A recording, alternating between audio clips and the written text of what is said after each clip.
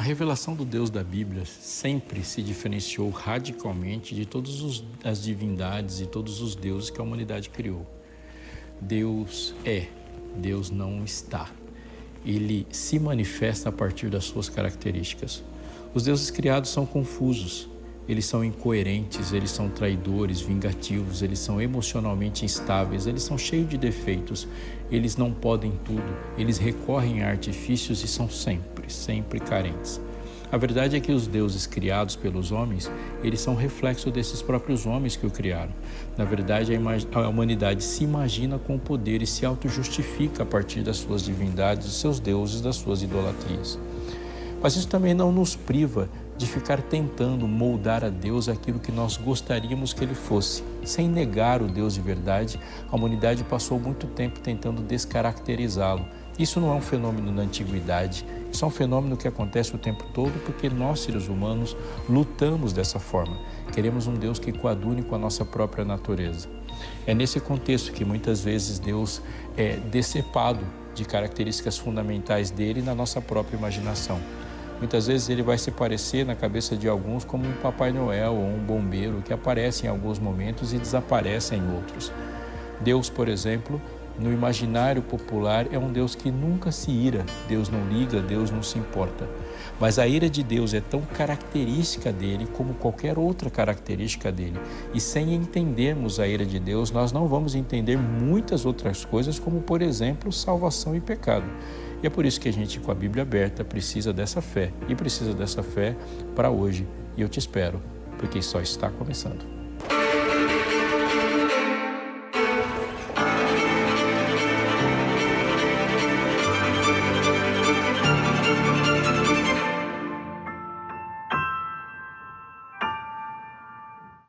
Cada vez mais, o mundo precisa de esperança. Essa esperança você só encontra na Palavra de Deus. Venha estudar a Bíblia com a gente. É grátis e você pode fazer o curso bíblico pelo WhatsApp com a nossa agente virtual, que também se chama Esperança. Acesse novotempo.com/estudo bíblico e conheça essa esperança estudando a Bíblia. Deus é amor, e o amor de Deus demanda algumas outras revelações dele. Deus é justo, Deus é santo, e a santidade de Deus, ela se desdobra em outras características de Deus. Deus é puro, Deus é onipresente, Deus é onisciente, Deus, ele é todo perfeito. Ele é o Criador. E as características de Deus só podem ser conhecidas a partir da revelação dele. Mas há algumas características de Deus que podemos dizer que são reveladas a partir de uma circunstância bem específica. Vou melhorar. Nós somente conhecemos o perdão se nós tivermos uma culpa.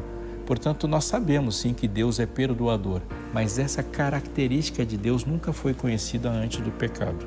Então podemos concluir que algumas coisas de Deus só passaram a ser conhecidas pelas suas criaturas depois que o pecado aconteceu. Então, algumas características de Deus são características que se revelam no contexto de pecado. Deus é perdoador, Deus é misericordioso.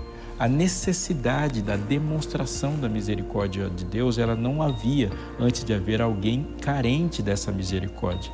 E a misericórdia de Deus se revela no contexto do pecado. Uma outra característica que só o pecado trouxe à tona é a graça de Deus. Muitas pessoas discutem isso, é verdade, alguns dizem, e eu gosto muito desse conceito da graça como um princípio ativo. Deus é um doador bondoso, Deus é um doador que gera alegria, a caris, de onde vem a raiz da palavra graça. Isso é verdade, a gente tem que considerar isso. Mas esse elemento gratuito de Deus, de uma graça que restaura e justifica o pecador, obviamente, não se conhece antes de Deus se demonstrar a partir do pecado. Até aquele dia em que ele conversou com Adão e Eva e se mostrou disposto a perdoar, restaurar, cobrir a nudez, nós não conhecemos a graça de Deus. Tem um amigo, o pastor Valdecir Lima, que diz uma frase que eu gosto demais dela: a graça foi o maior susto que o mal já tomou. A graça é estupenda, ela é assustadora mesmo, ela é escandalosa e ela foi revelada no conceito e no contexto de pecado.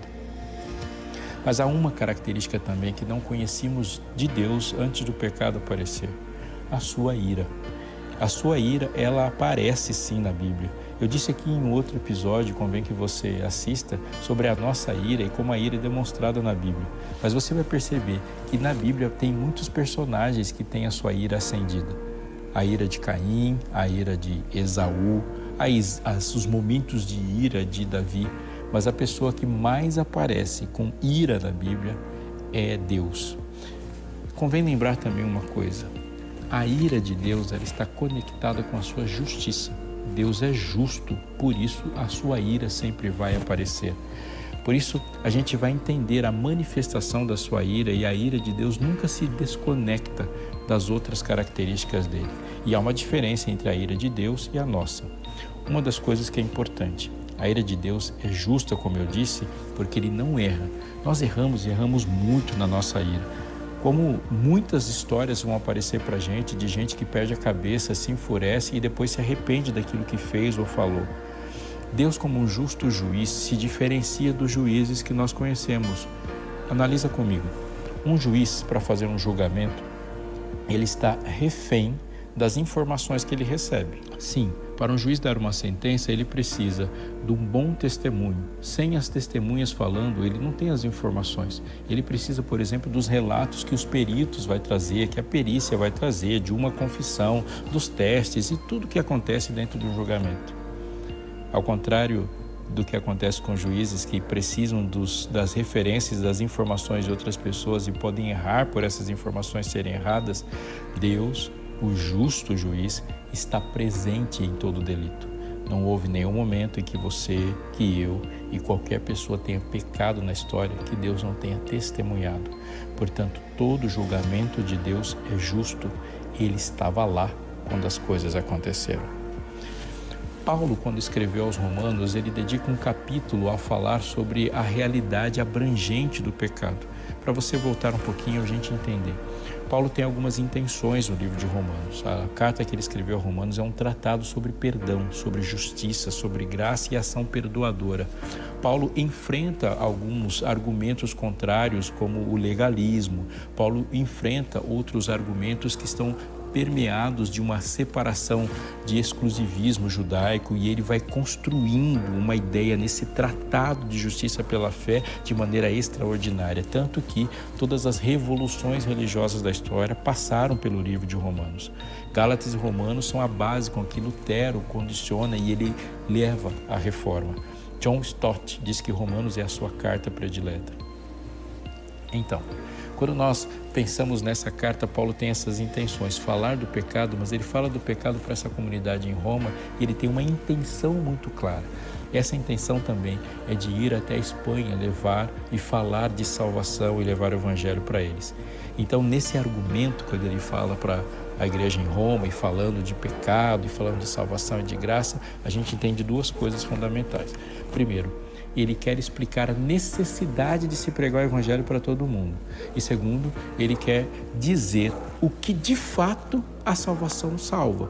Você só vai entender a salvação em Jesus quando de fato entender do que foi salvo. No capítulo 1, os primeiros versos do livro, então ele vai construir essa introdução, estabelecendo as bases, falando da universalidade do pecado.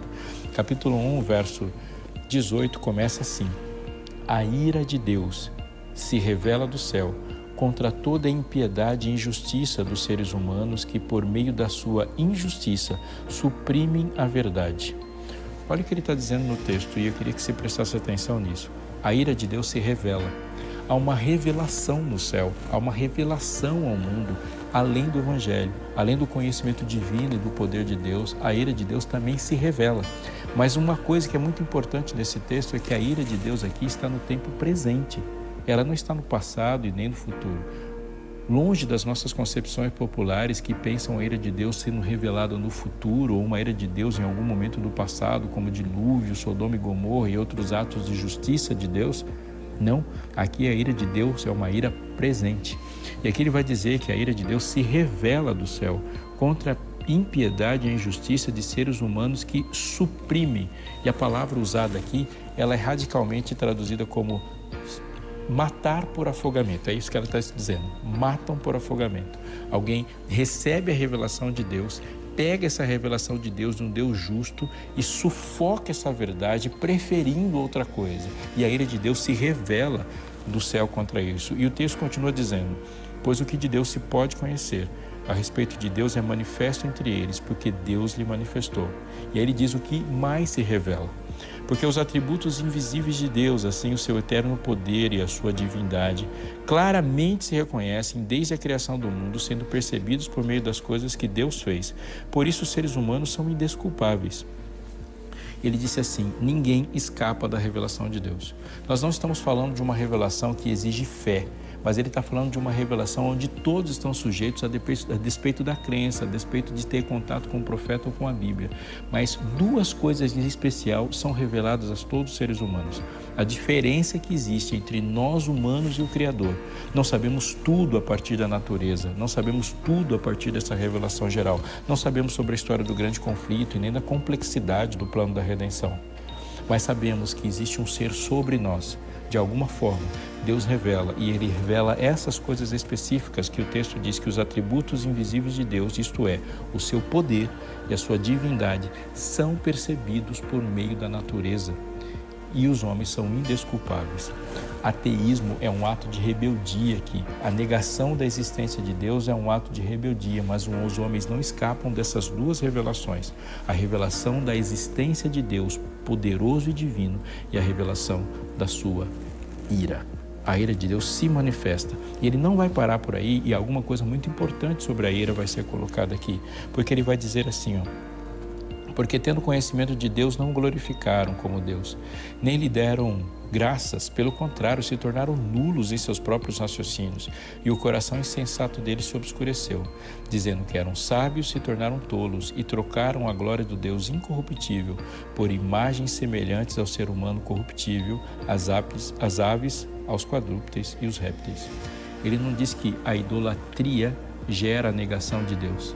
Mas antes de qualquer coisa, a negação de Deus gera uma idolatria. Paulo está fazendo aqui um cronograma da história do pecado e como o pecado se desenvolve na mente.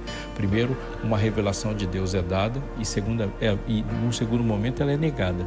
Depois que a revelação de Deus é negada, que o homem suprime a revelação de Deus, ele caminha pelo seu próprio raciocínio que é nulo. E o seu próprio raciocínio levará a criar um substituto de Deus numa imagem de quadrúpedes, répteis, aves, na corrupção. Porque ele diz que a criação de divindades falsas e de idolatrias, ela é produto da mente humana que se tornou nula em raciocínio. E agora ele vai dizer como a ira vai se manifestar. Porque no verso 24 ele diz assim: por isso Deus os entregou à impureza pelos desejos do coração deles. Por favor, agora há uma pausa para dizer algo muito importante aqui. Paulo está dizendo que a ira de Deus se manifesta. Ele diz por que a ira de Deus se manifesta. Agora ele está dizendo como a ira de Deus se manifesta. E isso para a gente é extremamente importante, entender como a ira de Deus se manifesta. Ele diz que neste caso, a ira de Deus no tempo presente se manifesta em uma característica específica. Ele diz assim: Deus os entregou. O texto vai dizer como Deus entregou, mas se você saltar para o verso 26, se você estiver me acompanhando aqui, ele vai repetir o verbo. Ele vai dizer assim: por causa disso, Deus os entregou a paixões vergonhosas. O que ele está dizendo aqui é que uma característica da manifestação da ira de Deus no presente é permitir que os homens sigam seus próprios caminhos. Isso é muito sério. Deus, na manifestação da sua ira, diz assim: faça o que você intentou fazer. Nós vamos ver em mais circunstâncias que confirmam isso que Paulo está dizendo.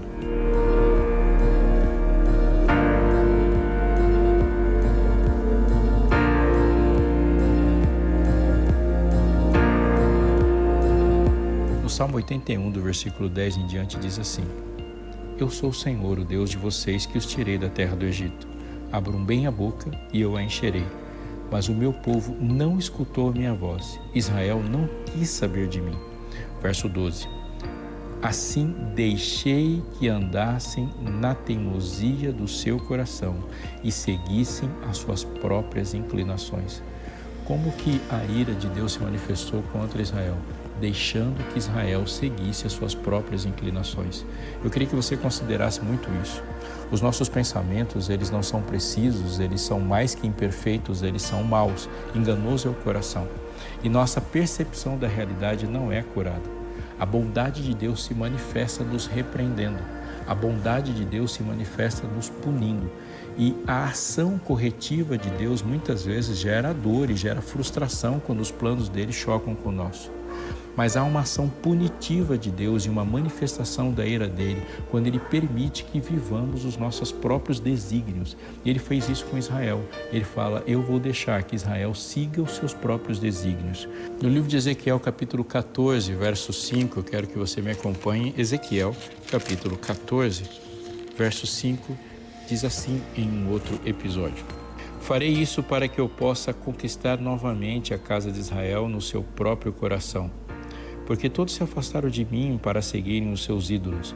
Portanto, diga à casa de Israel, assim diz o Senhor, convertam-se e afastem-se dos seus ídolos, desviem o rosto de todas as suas abominações, porque qualquer homem da casa de Israel ou dos estrangeiros que moram em Israel que se afastar de mim, que levantar ídolos dentro do seu coração e que depois vier a consultar um profeta, para me consultar por meio dele, a esse eu, o Senhor, responderei por mim mesmo. Voltarei o rosto contra tal homem, farei dele um sinal e provérbio e eliminarei do meio do meu povo, e vocês saberão que eu sou o Senhor. Se o profeta for enganado e falar alguma coisa, fui eu, o Senhor, que enganei esse profeta. Estenderei a mão contra ele e o eliminarei do meio do meu povo, o povo de Israel. Que versículo assustador, mas há uma história que aconteceu que comprova esse método. Todos sabiam, e o rei, mais que todo mundo, sabia que não deveria consultar uma feiticeira ou necromantes, aqueles que faziam voltar os mortos. Você sabe de que história estou falando? A história de Saul. Saul cometeu um pecado digno de morte por apedrejamento em Israel. Aquele que fizesse isso seria eliminado do seu povo. Mas ele foi atrás de uma necromante, ele foi atrás de uma feiticeira para conversar com o suposto Samuel. Claramente, ele conversou com Satanás. O nível de ofensa é muito sério, porque é o rei do povo de Israel que procurou uma conversa com seu arqui-inimigo. Saul, sendo o rei do povo santo de Deus, foi consultar o inimigo direto de Deus. O que ele ouviu quando consultou uma necromante, quando ele consultou a feiticeira, foi exatamente o que aconteceu no outro dia. Portanto, a pior coisa que poderia acontecer com Saul não foi consultar uma feiticeira, mas ouvir uma verdade dela. Deus falou aqui, eu vou puni-lo, deixando que aquilo que você procurou que acontecesse, de fato aconteceu. Tem uma outra história que reforça o texto anterior. Quem está andando no deserto pode não esperar encontrar muitas coisas, mas uma coisa definitivamente você pode esperar num deserto: serpentes. As mais perigosas, as mais venenosas estão no deserto. Atravessar um deserto por 40 anos é, por obviedade, atravessar um terreno perigoso caminhando durante a noite, e o mínimo que você pode esperar é que se encontre muitas serpentes, e os episódios de picadas deviam ser comuns. O povo se rebela contra Deus e diz, temos fastio desse pão vil. E eles levantam-se contra Deus, o ofendendo. E o que acontece? Eles dão de cara com os serpentes.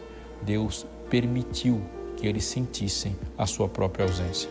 Olhando para mais textos bíblicos, na segunda carta de Paulo aos Tessalonicenses, capítulo 2. Segunda carta de Paulo aos Tessalonicenses, no capítulo 2, o verso 9 em diante, é um texto do Novo Testamento que diz assim: então será revelado, diz o verso 8, o iníquo, a quem o Senhor Jesus matará com o sopro da sua boca e o destruirá pela manifestação da sua vinda. Ora, o aparecimento do iníquo é segundo a ação de Satanás, com todo o poder, sinais e prodígios da mentira, e com todo o engano de injustiça aos que estão perecendo, porque não acolheram o amor da verdade para serem salvos. É por este motivo que Deus lhes envia a operação do erro para darem crédito à mentira, a fim de serem condenados todos os que não creram na verdade, pois tiveram prazer na injustiça. Atente que eu vou te dizer, que eu vou falar ao seu coração, porque isso está na ordem do dia. Muitas pessoas, quando ouvem o Evangelho da Verdade, elas têm um coração que rejeita o Evangelho da Verdade por algumas razões. O Evangelho da Verdade não confirma as carícias do próprio pecador. Deus não vem para realizar os nossos sonhos. Deus nos salva para que o sonho dele de um mundo justo, puro e santo e perfeito se realize. Deus não é um item mais poderoso para o que eu alcance aquilo que eu já queria sem ele. Não, Deus é um soberano e a relação que existe entre nós está bem estabelecida entre nós dois.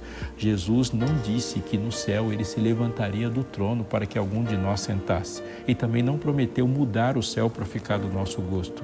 Ele disse que nos mudaria para que começássemos a gostar da eternidade que ele criou. Mas quando uma outra proposta de uma religião mais fácil, cheia de luzes e cores e açúcares e purpurina, a religião da pílula dourada, como o grande pregador já disse, é oferecida para as pessoas, um evangelho da felicidade, um evangelho da prosperidade, isso atrai milhões. Um Deus que sorteia geladeiras é muito mais acolhido do que um Deus que pede serviço. Na verdade, as pessoas se colocaram numa posição de serem enganadas. E é o tipo de gente, e muitos dos tipos de gente que rejeitam o Evangelho da Verdade se tornam vulneráveis ao Evangelho do engano. É por isso que o falso profeta abarca tanta gente. Ele tenta enganar os escolhidos, mas não os engana porque os escolhidos querem Cristo. Mas aquele que quer em suas mãos de Cristo e o poder de Cristo para realizar os seus sonhos, eles são reféns de muitos enganadores. Aqui há uma descrição disso. O espírito do engano é uma manifestação da ira de Deus, permitindo que as pessoas achem aquilo que elas foram procurar. No livro de Atos, capítulo 7, verso 41, ainda há um texto no Novo Testamento sobre isso. Livro de Atos, no capítulo 7, se você estiver me acompanhando, peço que você acompanhe, porque isso é muito, muito bom quando a gente confere na Bíblia. Capítulo 7, o verso 41 em diante, diz assim, neste sermão de Estevão antes da morte: naqueles dias, diz o texto, fizeram um bezerro e ofereceram sacrifício ao ídolo, alegrando-se com as obras das suas mãos. Mas Deus se afastou e os entregou à adoração das estrelas do céu, como está escrito no livro dos profetas.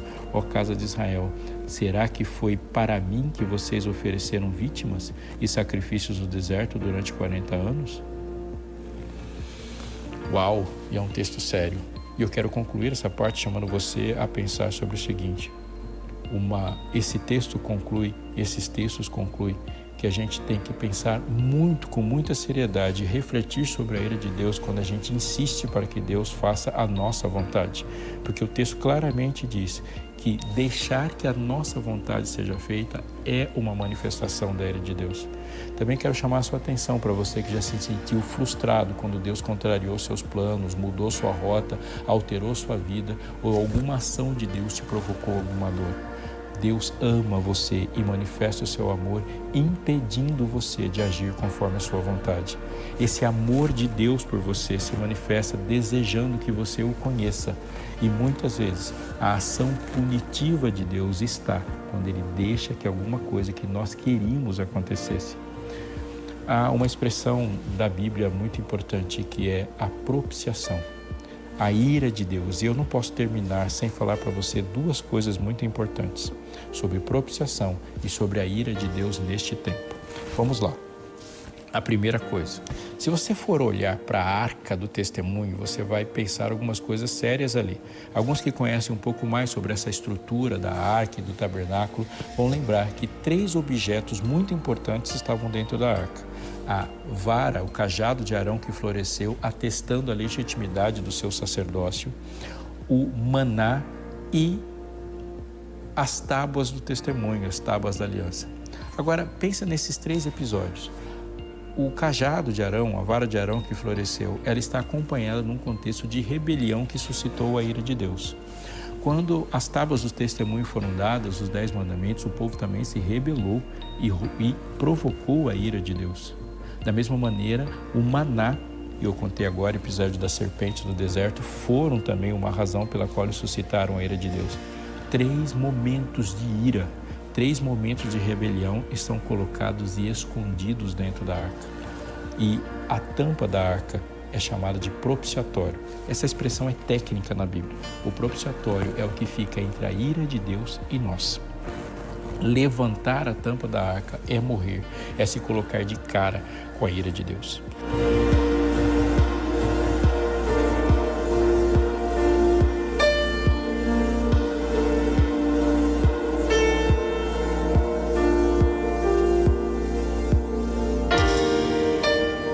Uma outra coisa muito importante que você deve lembrar é que o salário do pecado é a morte, mas a morte existe por consequência da manifestação da ira de Deus.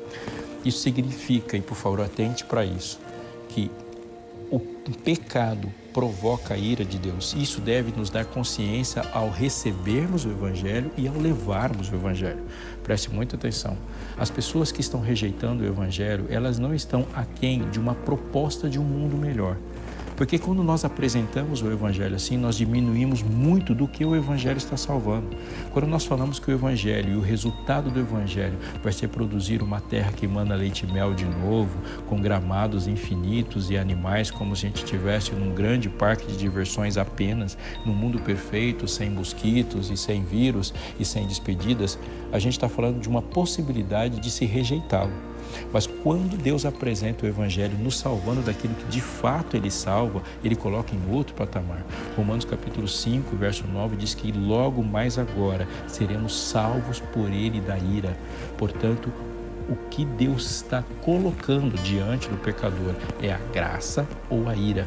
Aqueles que rejeitaram e rejeitam os termos de paz que Jesus vem para tratar conosco estão colocados agora sobre a condenação de beber aquele cálice que Jesus, que fez propiciação para os nossos pecados, tomou lá na cruz. Conectado a isso, uma terceira coisa. A terceira mensagem do terceiro anjo, Apocalipse 14, diz que esta é a mensagem mais atual a ser dada ao mundo. Ele diz que aquele que adora a besta e a sua imagem beberá do cálice sem mistura do furor da sua ira. E por que essa mensagem é tão linda, aparecendo assim tão trágica? Porque essa mensagem diz o seguinte: pecador, Jesus lá no Getsemane pensou em você. Naquele Getsemane, ele sentiu a ira do Deus Todo-Poderoso que se revela contra o pecado e contra esse invasor no seu universo perfeito. E lá ele disse: Pai, afasta de mim esse cálice, mas não seja como eu quero, mas como tu queres. E naquele dia, ele sorveu todo o cálice, ele bebeu tudo para não deixar nenhuma gota para mim, nenhuma gota para você. O aviso a ser dado nesse momento da história é: pecador, você não precisa beber um cálice que Deus bebeu por você. Hoje você é chamado a conhecê-lo.